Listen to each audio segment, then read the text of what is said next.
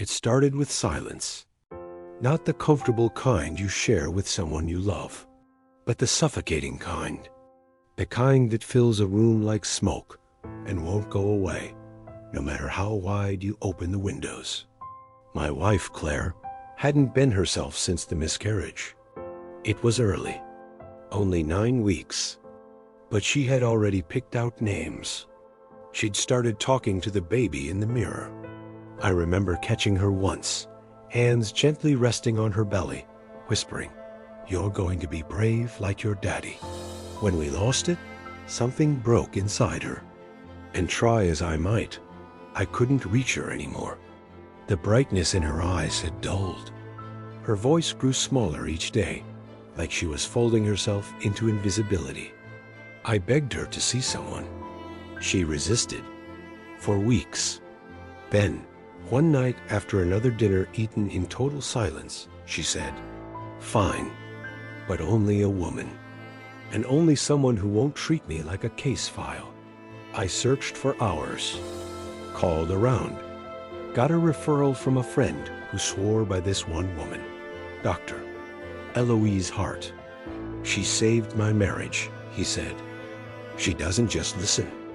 She gets inside your head." Claire agreed to go, hesitantly, like a person agreeing to walk barefoot through fire. But after that first session, something changed. She came home humming, not smiling, not laughing, but humming, softly, like the version of her I thought I'd lost was fighting to return. I didn't push her to talk about the sessions. Sometimes she did, in vague outlines. She asks the right questions. She makes me feel like I'm not crazy. I was just happy to see color coming back into her life. Week by week, Claire seemed lighter. She started cooking again. She reached for my hand under the dinner table. She wore red lipstick on a Tuesday. And I remember thinking, therapy works. This woman saved my wife. But looking back, I should have asked more questions.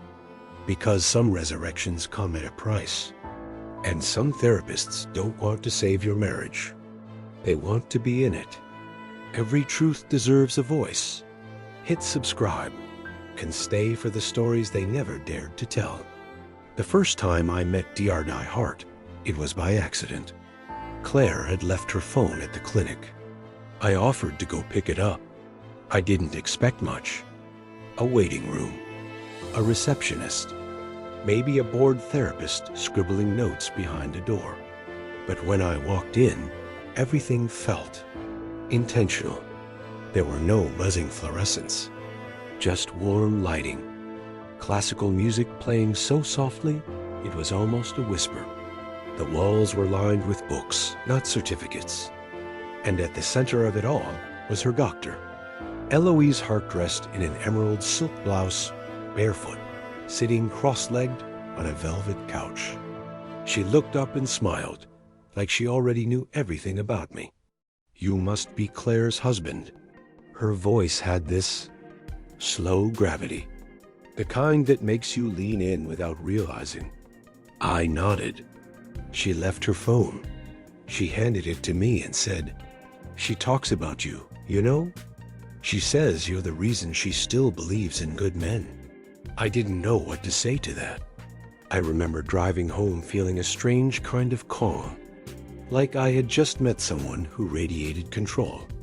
Claire started seeing her twice a week, then 3 times. She said it helped.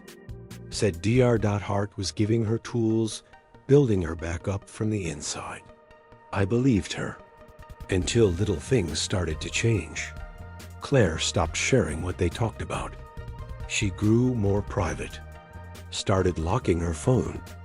One night, I saw her smiling at a text and quickly swiping it away. I asked if it was from Dr. Hart. She said no. It's just a friend from group. I didn't push.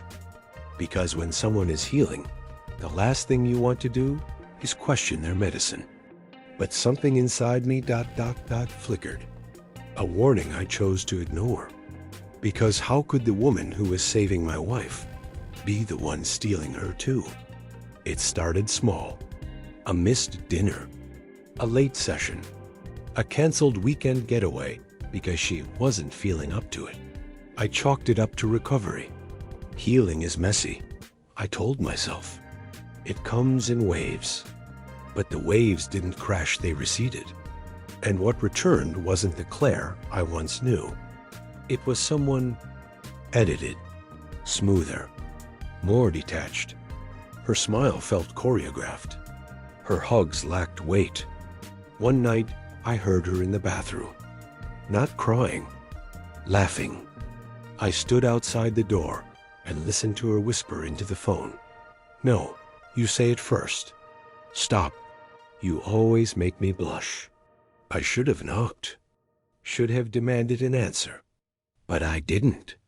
Instead, I crawled back into bed and stared at the ceiling, letting paranoia tuck me in. The next morning, I asked her casually, "Hey, who were you talking to last night?" She blinked, then smiled too quickly. "Just Elise, from therapy group. We were venting. Wine and trauma, you know." But I knew. It wasn't Elise, and it wasn't venting. That night, I stayed up after she went to bed, opened her laptop, checked the Wi-Fi log, found a private account connected to a messaging app I didn't recognize. It had one contact, initialed simply E. Dr. Eloise Hart. Messages sent late at night. Flirty, intimate. Some of them ... graphic. And one message that cracked something deep inside me. "I wish I could fall asleep with you next to me." Not him. I stared at it for what felt like hours, then shut the laptop and sat in the dark. This wasn't therapy. This wasn't healing. This was seduction scripted and slow burn. Dr. Hart hadn't just crossed boundaries. She had built a new life with my wife behind closed office doors. And somehow, I was the last one to know. I didn't confront her. Not yet. Because confronting means giving them a chance to lie. And I didn't want more lies. I wanted proof. I wanted silence to do the talking for me. So I started documenting everything. Screenshots, Wi-Fi logs, backup copies of chat threads she thought were invisible. It felt like betrayal, because it was, but not mine. Claire still kissed me goodbye in the mornings, still said, "Love you," like it meant something. I started watching her, not like a husband, but like an outsider. She wore new perfume, took longer showers, left her phone on silent, face down. Once, I saw her staring at herself in the mirror smiling. Not the smile she gave me, one she saved for someone else. And then, one night, I got what I needed. She told me she was going to a therapy retreat. 2 days. No signal. Deep healing. I nodded, wished her well. Then I followed her. Not far, just a few towns over. She checked into a secluded Airbnb. I parked far enough not to be seen. Waited. At 9:47 p.m., a car pulled up. Dr. Eloise Hart. She stepped out, dressed in black, carrying wine and an overnight bag. Claire greeted her at the door like a lover, not a patient. They kissed. Not quick, not nervous, like they'd done it 1,000 times. I took the photos. I took the video. And then I drove away. I didn't sleep, didn't eat. I just sat in my car until sunrise, watching the footage on loop, trying to feel something other than rage. Because it wasn't just cheating. It wasn't even just Claire. It was the therapist I had begged her to see. The woman who promised to heal her. The woman I let into our life, who turned our pain into her playground. It wasn't an affair. It was a manipulation. A weaponization of trust. And I had the receipts. Exposing a cheater is easy. Exposing a therapist? That's war. Especially one as beloved, as polished, as untouchable as Dr. Eloise Hart. She wasn't just a therapist. She was a brand. TED Talks, podcast interviews, quotes in glossy magazines about emotional sovereignty and reclaiming feminine agency. The world didn't want to believe she could do something wrong. Claire certainly didn't. I didn't go nuclear right away. I started small. I called the licensing board anonymously, asked hypothetical questions about ethical violations, dual relationships, emotional exploitation. They listened, took notes, but made no promises. Then I contacted former patients, found a few online who had commented on her articles. One agreed to talk. "She's magnetic," the woman said, "but she's dangerous. She makes you believe no one else understands you, that your truth is above consequences." That was the thread I needed.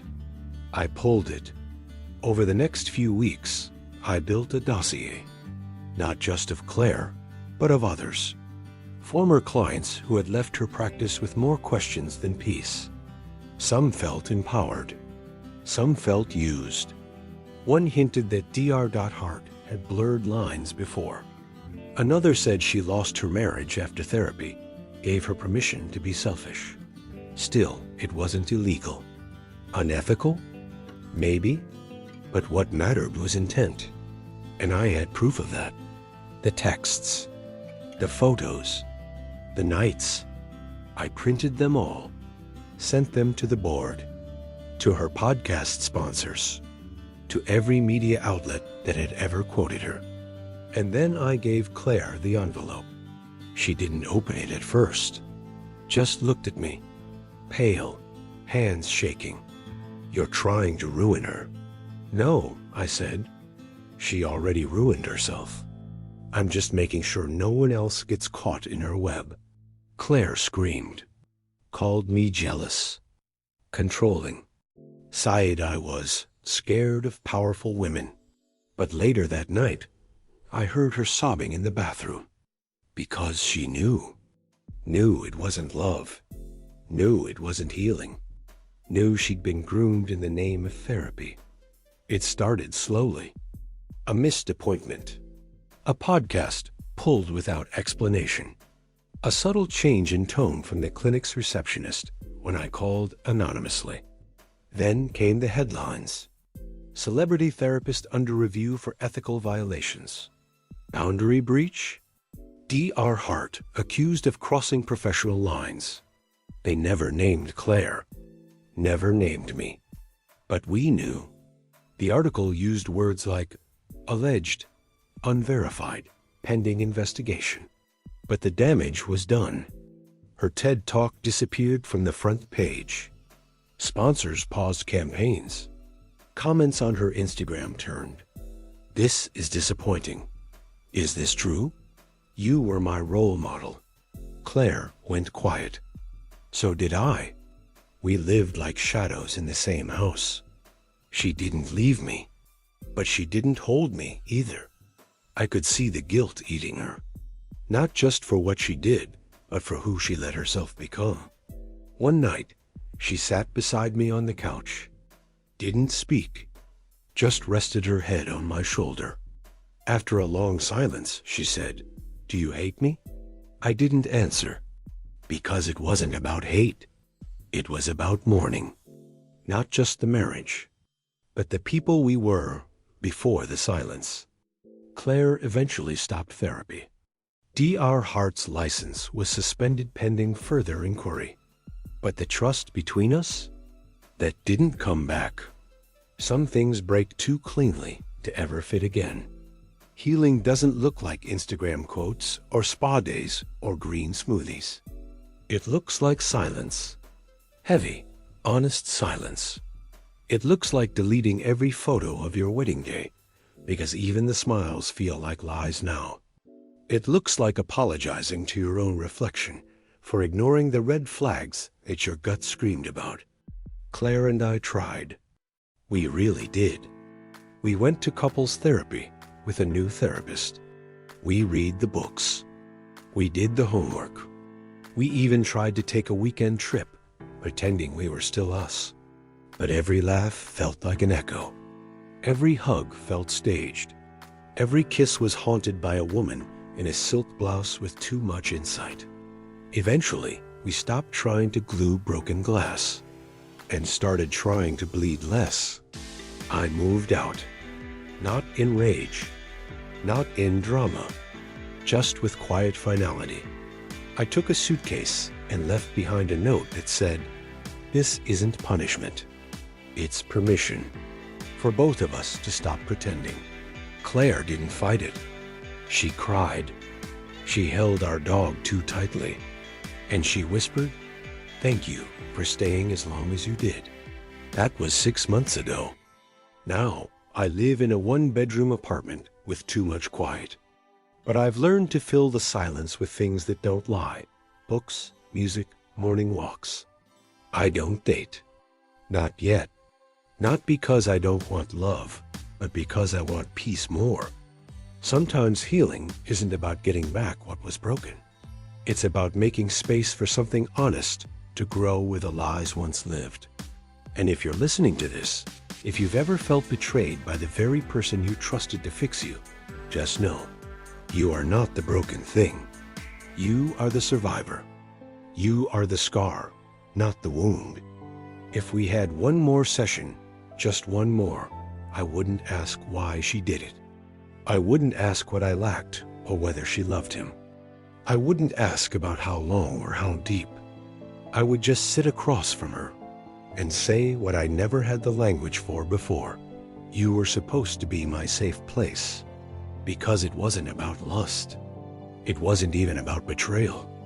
It was about trust shattered, quietly and completely. Claire wasn't just my wife. She was my anchor, my mirror, my calm. And when she let Dr. Hart in, she didn't just let someone else touch her. She let someone else rewrite our story. If we had that last session, I'd tell her I forgive her. Not because she earned it, not because she apologized enough, but because carrying that rage started to look too much like her shadow. And I didn't want to become what broke me. Forgiveness isn't forgetting. It's just choosing not to keep drinking the poison. The last session would be short. No drama. No tears. Just two people who once loved each other, sitting in the ruins of what they built, quietly saying goodbye. And as I leave that room in my mind, I leave you with this. If someone shattered your safe place, if someone who should have healed you left you bleeding instead, you don't have to hate them forever. But you don't have to invite them back in either. You get to rebuild. You get to begin again.